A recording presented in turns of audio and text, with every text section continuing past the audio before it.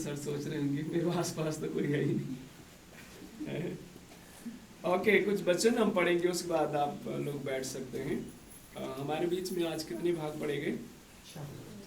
4 भाग पढ़े गए। 4 भाग में से एक भाग यशायाह से था, है ना? ओके, जस्ट मैं आपके लिए पढ़ना चाहता हूँ, आप मेरे पीछे इसको दोहरा सकते हैं। यशायाह उसका 43 अध्याय उसके 16 वचन से लेकर मैं आपके लिए पढ़ता हूँ। हाँ, जो बैठना चाहते बैठ सकते हैं, आप लोग भी बैठ जाइए। आप लोग 2 ही 3 खड़े होने से कोई फायदा है। ओके, तो जिस मैं आपके लिए पढ़ना चाहता हूँ इन वचनों को। वचन 16, यहोवा जो समुद्र में मार्ग और प्रचंड धारा में पथ बनाता है, जो रथों और घोड़ों को और समुद्र सूरवीरों समेत सेना को निकाल लाता है, वे तो एक संग वहीं रह गए और फिर नहीं उठ सकते। वे बुझ गए, वे सन की बत्ती के समान बुझ गए हैं।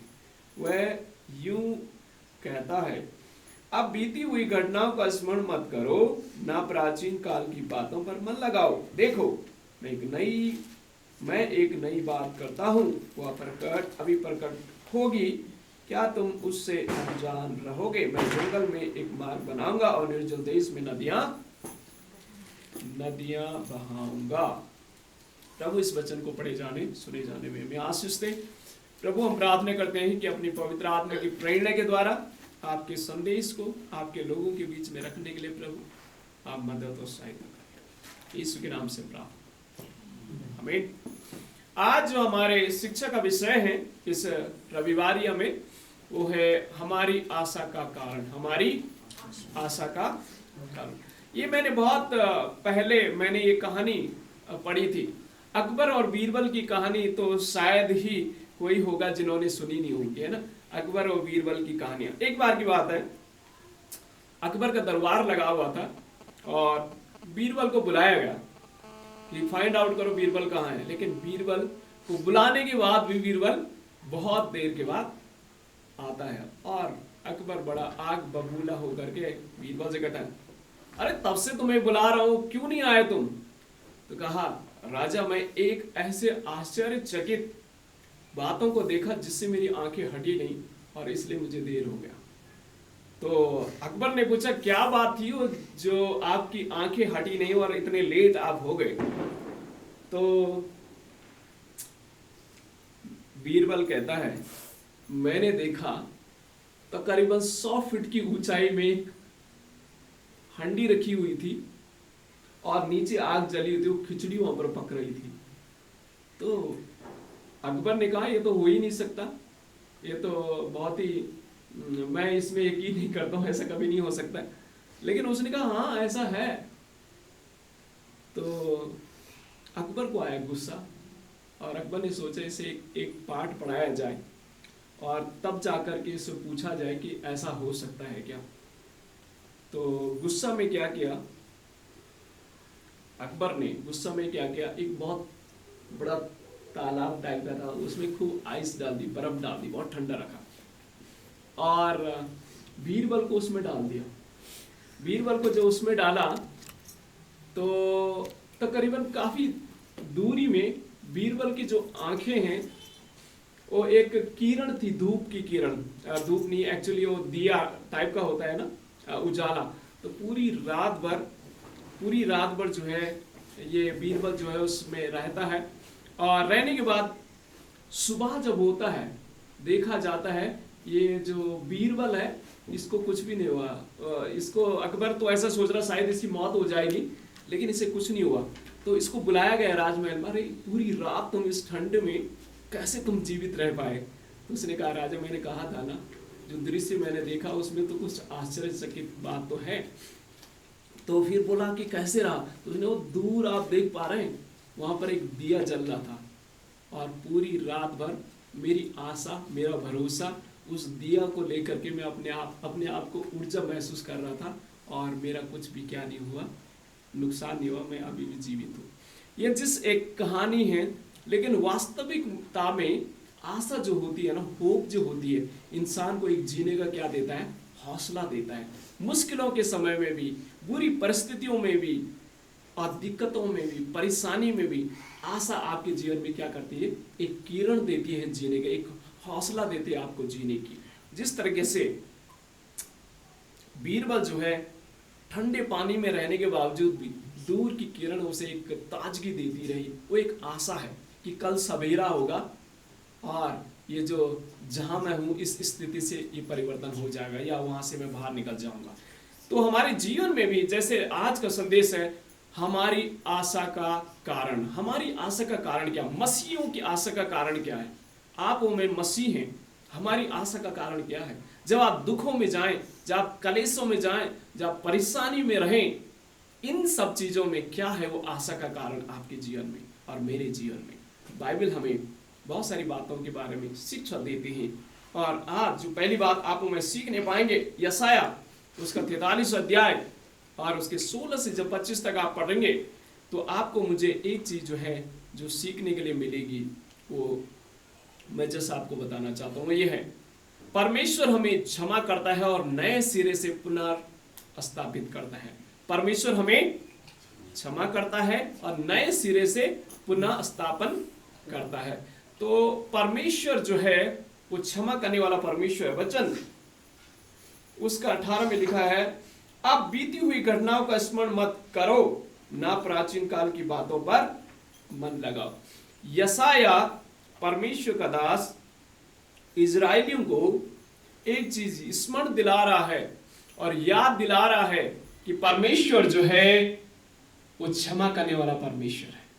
परमेश्वर जो है नए सिरे से पुनर्स्थापन करने वाला परमेश्वर, यानी पुनः फिर से आपके जीवन में आशीष और दया करने वाला परमेश्वर। ये आशा, ये भरोसा आपका और मेरा है। ये है हमारी आशा कि परमेश्वर जो है हमें क्षमा करने वाला परमेश्वर है। परमेश्वर जो है हमसे प्रेम करने वाला परमेश्वर है।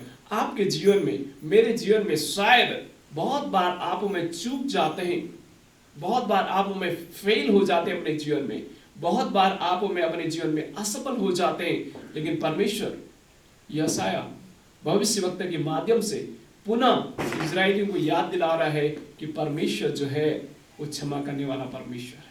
परमेश्वर जो है फिर से रिस्टोर करने वाला परमेश्वर है। क्योंकि ये जो इजरायली लोग थे कई बार भटक गए थे रास्तों से, कई बार मर करते थे, कई बार बहुत परमेश्वर के खिलाफ भी वो चले जाते, परमेश्वर का दंड उनके ऊपर आता था, परमेश्वर का श्राप उनके ऊपर आ जाता था, परमेश्वर ने उन्हें गुलामी में डाला और गुलामी में उनके जीवन जो है कष्टों में रहे, मुश्किलों में रहे, परेशानी में रहे। इन सब चीजों के बावजूद भी परमेश्वर यशाया से कह रहा है, मैं अपने लोगों को क्षमा करना चाहता हूं, मैं अपने लोगों को फिर से नए सिरे से उनके जीवन में आशीष को देना चाहता हूं, मैं उनके जीवन में नई बात करना चाहता हूं। वचन 19 में लिखा है, देखो मैं एक नई बात करता हूं, वह अभी प्रकट होगी, क्या तुम उससे अनजान रहोगे? मैं जंगल में मार्ग बनाऊंगा और निर्जल देश में क्या करूंगा? नदियां बहाऊंगा। ये परमेश्वर ने वास्तविकता में किया है इजरायलियों के जीवन में। जब वचन इसके 43 अध्याय उसका 2 वचन हम पढ़ते हैं, लिखा है, जब तू जल में होकर जाए तो मैं तेरे संग रहूंगा, और जब तू नदियों में होकर चले तब मैं तुझे तब वो तुझे न डुबा सकेगी। जब तू आग में चले तब वो तुझे आंच भी ना लगेगी और उसकी लौ तुझे ना जला सकेगी। जो यहाँ पर वचन लिखा हुआ है ये वास्तविकता में इजरायलियों ने अपने जीवन में महसूस किया है। इजरायलियों ने अपने जीवन में इस चीजों को क्या किया है? परखा है। इजरायली जब मिस्र की बंधुआई में थे, मिस्र की गुलामी में वो लोग थे, परमेश्वर ने इजरायलियों को उस गुलामी से बाहर निकाला, और जब बाहर निकाला पीछे से फिरौन की सेना उनके पीछे थी। आप थोड़ा मेरे साथ सोचिए, आप यहां पर से चल रहे हैं, इस रास्ते से आप चल रहे हैं, आप तो चले गए और पीछे से जो आ रहे हो वहीं डूब के मर गए। ये कैसा आश्चर्य कर्म है। ये किसने किया? परमेश्वर ने किया। परमेश्वर अपने चुने हुए लोगों को सुरक्षित रखता है, क्योंकि लाल समुद्र से होकर के जब जा रहे थे इजरायली लोगों के लिए परमेश्वर ने पानी को 2 भाग में बांट दिया, 2 भाग पानी के हो गए, वहां पर उनके लिए रास्ता बन गया। लेकिन बाइबल हमें बताती है जब फिरौन की सेना उस समय आए, वहां पर रथ उसके आए, घोड़े वहां पर जब पानी के बीच में आए, वो सारे समा गए, वहीं मर गए, वहीं समाप्त हो गए। परमेश्वर जो है अपने लोगों के पापों को क्षमा करता है, अपने लोगों को बचाता है, लेकिन जो परमेश्वर के पीछे नहीं चलते हैं, परमेश्वर की बातों को नहीं मानते हैं, उनका अंत बहुत ही बुरा होगा। ये जो लाल समुद्र का 2 भागों में बंट जाना, लोगों के लिए रास्ता बन जाना, इसका एक आत्मिक संदेश भी है। वह लोग जो मसीह यीशु के पीछे चलते हैं, वह लोग अनंत जीवन में प्रवेश करने पाएंगे, लेकिन जो मसीह पर विश्वास नहीं करते हैं, उनका अंत वहीं पर हो जाएगा। मेरे प्रिय भाई और बहनों, सुबह के समय में मैं आपको उत्साहित करना चाहता हूं, क्या आप और मैं उस गुलामी के जीवन ही जी रहे हैं जैसे इजरायली लोग उस गुलामी में जी रहे थे, पापों में अपने जीवन जी रहे थे, कुड़कुड़ा रहे थे, मरमर करते थे और परमेश्वर की बातों को भी नहीं मानते थे, उसकी आज्ञा को भी नहीं मान रहे थे। लेकिन परमेश्वर ने उन्हें एक मौका दिया पश्चाताप का, और उन्होंने पश्चाताप किया, परमेश्वर ने उन्हें बचा लिया। आज भी आप अगर उस पाप में जी रहे हैं, पश्चाताप नहीं करते हैं, परमेश्वर से क्षमा नहीं मांग रहे हैं, तो परमेश्वर आपको मुझे पुनः उस दंड से, जो दंड परमेश्वर का है, उससे आप में बचने नहीं पाएंगे। परमेश्वर एक अवसर देता है हमें, परमेश्वर एक मौका हमें दे रहा है। परमेश्वर कहता है कि मैं नई बातें आपके जीवन में करना चाहता हूं, देखो मैं एक नई बात करता हूं, वह अभी प्रकट होगी, क्या तुम उससे अनजान रहोगे? मैं जंगल में एक मार्ग बनाऊंगा, निर्जल देश में नदियां बहाऊंगा।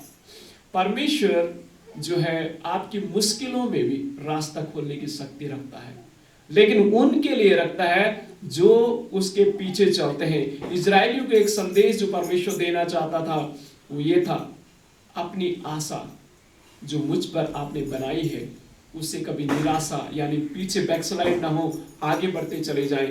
जैसे इजरायली लोग, उनके सामने वो लाल समुद्र था, वो लाल समुद्र से वापस नहीं लौटे, वो आगे ही बढ़ते रहे। जब आप मैं अपने जीवन में चुनौतियों का सामना करते हुए आगे बढ़ते हैं, परमेश्वर भी हमारा साथ देता है, परमेश्वर भी हमारा सहयोग करता है, परमेश्वर भी हमें मदद और सहायता करता है। तो पहली बात जो मैं आपको बताना चाहता हूं ये है, परमेश्वर हमें क्षमा करता है और नए सिरे से पुनर्स्थापित करता है। परमेश्वर हमें क्षमा तो करना चाहता है, लेकिन क्या आप में उसके पास आते हैं?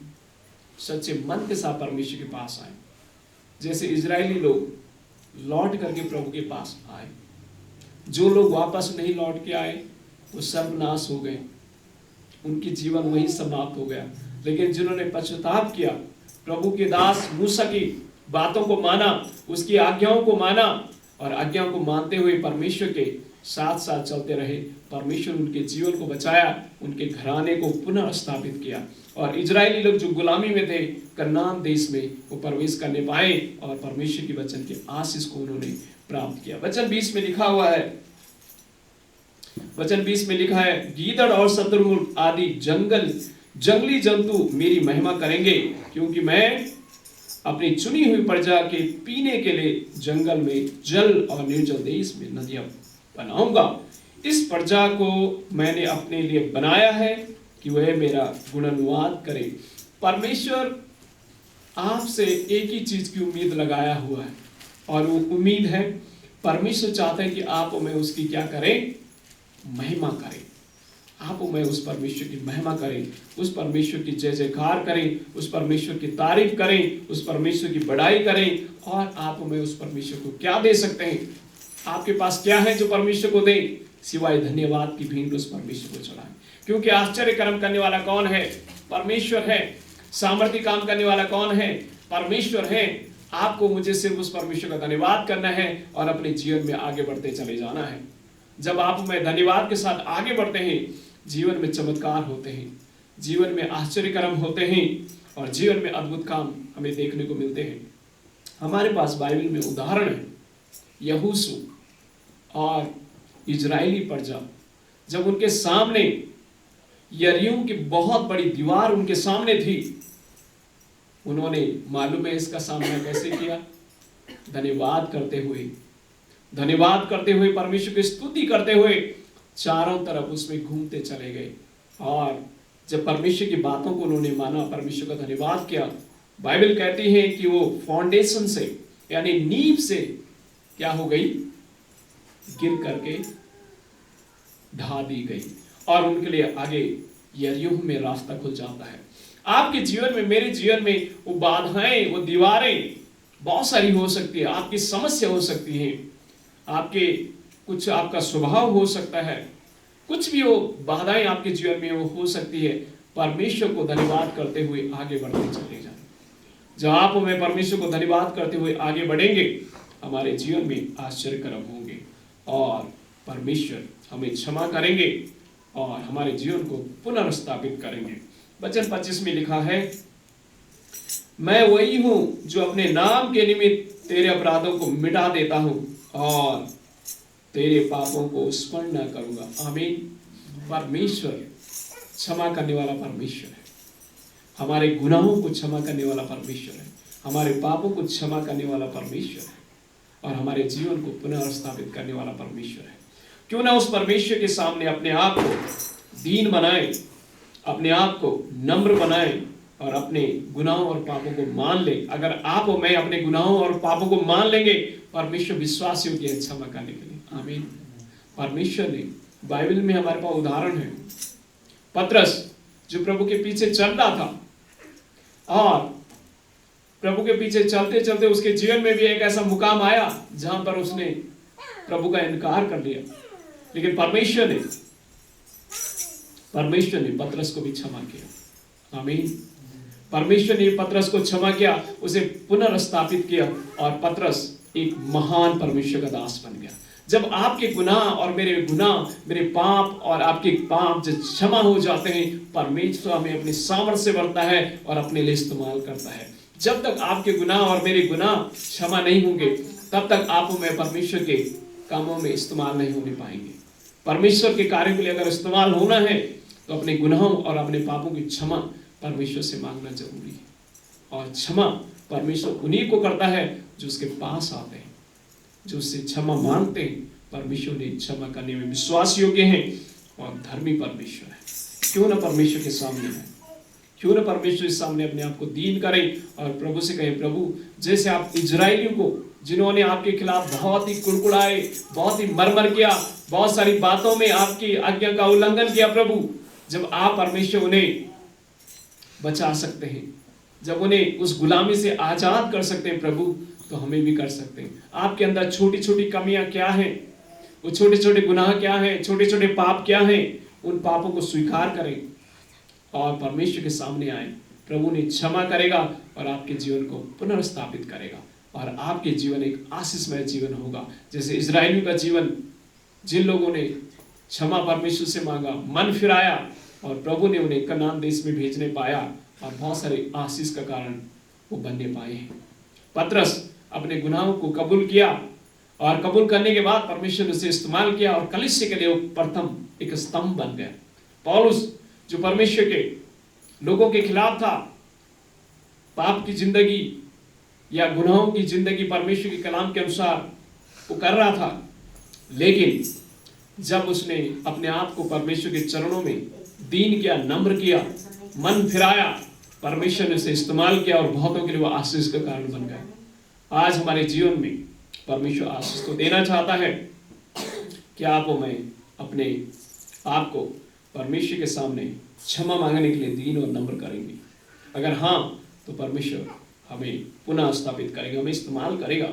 और परमेश्वर इस्तेमाल हर एक को करना चाहता है, लेकिन कारण यही है क्योंकि हम पापों में, गुनाहों में हैं, पश्चाताप परमेश्वर के सामने नहीं कर रहे, घुटनों में नहीं आ रहे, रो नहीं रहे। अपने आप को डांटे, कितना समय हो गया कि आप परमेश्वर के सामने जब बैठते हैं, क्या आप रोते हैं, गिड़गिड़ाते हैं? अगर नहीं है तो आप और मैं उन गुनाहों में परमेश्वर की उपस्थिति से दूर चले गए हैं, क्योंकि हमारा हृदय जो है परमेश्वर से नहीं जुड़ पा रहा है।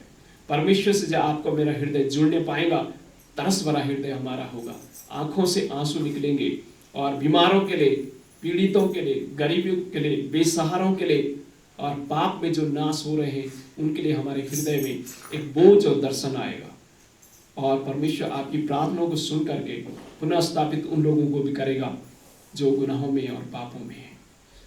दूसरी बात मैं आपको आज जो हमने भजन पढ़ा था उससे सिखाना चाहता हूँ। पहली बात हमने सीखा, परमेश्वर हमें क्षमा करता है और नए सिरे से पुनः स्थापित करता है।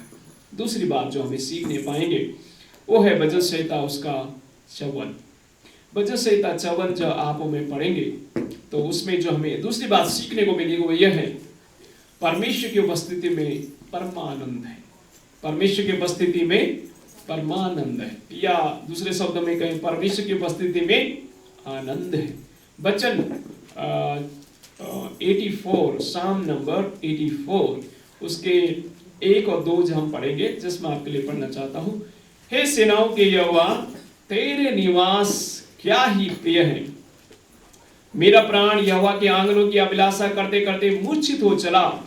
मेरा तन मन दोनों जीवते परमेश्वर को पुकार रहे।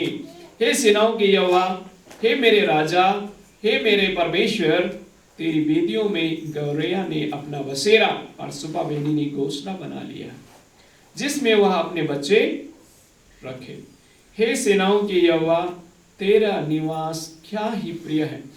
जो यहाँ पर भजनकार इस प्रकार से अपनी मन की भावनाओं को यहाँ पर प्रकट कर रहा है कि परमेश्वर की उपस्थिति में कितना आनंद है, परमेश्वर की उपस्थिति में कितनी आनंद की भरपूरी है।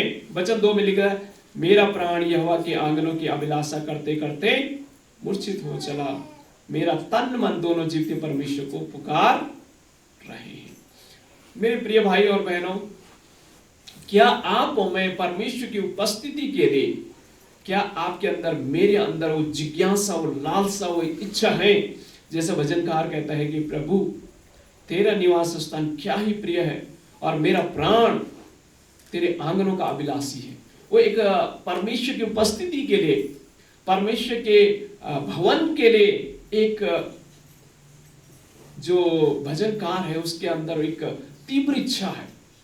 आज आप और मैं परमेश्वर की उपस्थिति में आने, यानी संडे की आराधना आने के लिए भी आप और मैं एक बोझ हम समझते हैं, एक बोझ समझते हैं। लेकिन भजनकार यहाँ पर क्या कहता है कि प्रभु तेरे आंगनों की अभिलाषा करते करते मैं मूर्छित हो गया, यानी मैं तेरी उपस्थिति में आना चाहता हूँ, तेरी आराधना करना चाहता हूँ, परमेश्वर तेरे भवन में आना चाहता हूँ, समय वहां पर व्यतीत करना चाहता हूँ, प्रभु तेरी उपस्थिति में रहना चाहता हूँ। एक लालसा, एक इच्छा भजनकार के जीवन में है।